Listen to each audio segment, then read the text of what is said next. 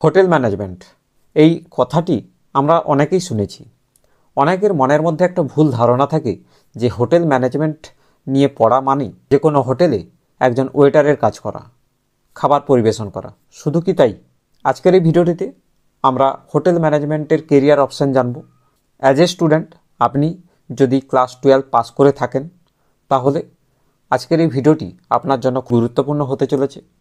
যদি আপনার hotel management বিষয়টিতে ইন্টারেস্ট থাকে তাহলে ভিডিওটি শেষ পর্যন্ত দেখতে থাকুন।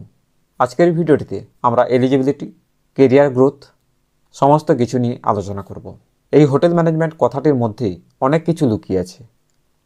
হসপিটালিটি রয়েছে, হোটেল, রিসর্ট, নানা ধরনের বিজনেস কিন্তু হয়ে থাকে।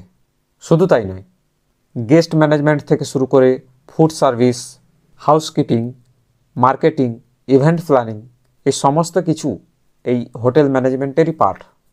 হোটেল ম্যানেজারের কাজই হচ্ছে ওই হোটেলের সমস্ত ক্লায়েন্টদের যেন বেস্ট সার্ভিস দেওয়া হয়ে থাকে সেদিকে লক্ষ্য রাখতে হবে।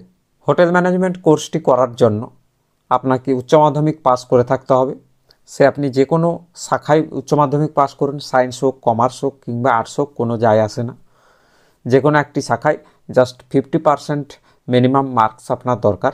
যদিও এটা কলেজ টু কলেজ ভ্যারি করে, বিভিন্ন কলেজে 50%-এর নিচেও কিন্তু অ্যাডমিশন নিয়ে নেয়। এটা ডিপেন্ড করছে কলেজের উপর, আপনি কোন কলেজে অ্যাডমিশন নেবেন। এই হোটেল ম্যানেজমেন্ট কোর্সটি 3 বছরের কোর্স হয়ে থাকে। যদি আমরা হোটেল ম্যানেজমেন্টের কেরিয়ার অপরচুনিটির কথা বলি তাহলে প্রথমেই আসবে ফ্রন্ট অফিস এক্সিকিউটিভ। আপনারা একটি হোটেলে ফ্রন্ট অফিসে অর্থাৎ রিসেপশনে যে সমস্ত স্টাফরা বসে থাকে ওই ধরনের কাজে নিযুক্ত হতে পারেন, যাদের কাজই হচ্ছে গেস্টদের রেজিস্ট্রেশন এবং চেক ইন চেক আউট এই সমস্ত কিছুতে হেল্প করা। এছাড়াও ফুড এবং বেভারেজ ম্যানেজার, যার কাজ হচ্ছে একজন কাস্টমার সঠিক সময়ে খাবারটা পেল কি না বা কী ধরনের খাবার ওই কাস্টমার খেতে চায় সেই সমস্ত কিছু ম্যানেজ করার দায়িত্ব কিন্তু একজন ফুড এবং বেভারেজ ম্যানেজারের হয়ে থাকে। এই ফুড এবং বেভারেজ ম্যানেজার এর আন্ডারে কিন্তু সমস্ত ধরনের ওয়েটার থেকে শুরু করে আরও যে সমস্ত স্টাফরা থাকে হোটেলে ওরা কিন্তু এই ফুড এবং বেভারেজ ম্যানেজারের আন্ডারে কাজ করে। এছাড়াও হাউসকিপিং ম্যানেজার রয়েছে, যার কাজ হচ্ছে প্রত্যেকটি রুমকে ক্লিন এবং মেনটেন রাখা। তো ক্লিন এবং মেনটেন রাখার জন্য প্রত্যেকটি রুমের জন্য আলাদা আলাদা হাউসকিপিং অবশ্যই রয়েছে। তো তাদেরকে ম্যানেজ করার দায়িত্ব একজন হাউসকিপিং ম্যানেজারের হয়ে থাকে। যদিও এটা বড় হোটেলের ক্ষেত্রে একজন হাউসকিপিং ম্যানেজারের কাজের দায়িত্ব অনেক বেশি থাকে।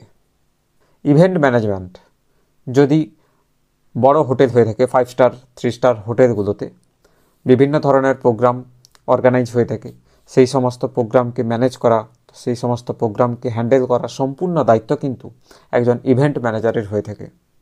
একটা হোটেলে বিভিন্ন ধরনের কনফারেন্স থেকে শুরু করে ওয়েডিং থেকে শুরু করে যে কোনো পার্টি হয়ে গেল সেই সমস্ত কিছু ম্যানেজ করার দায়িত্ব কিন্তু একজন ইভেন্ট ম্যানেজারের হয়ে থাকে।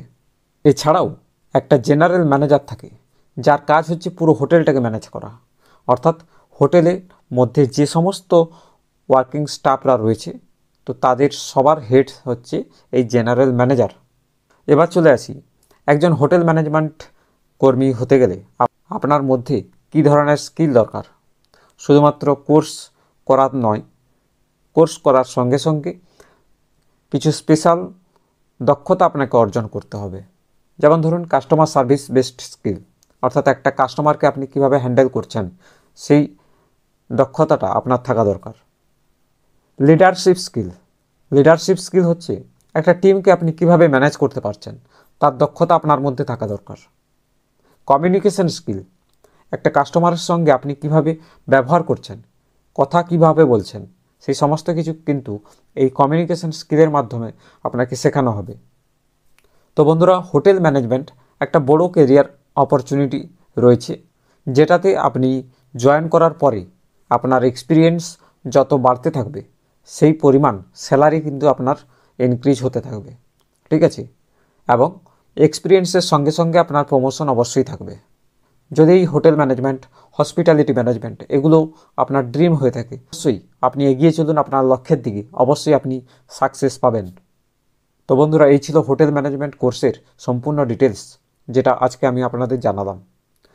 ভিডিওটি ভালো লাগলে অবশ্যই একটি লাইক করবেন। চ্যানেলে প্রথম এলে চ্যানেলটিকে সাবস্ক্রাইব করতে ভুলবেন না।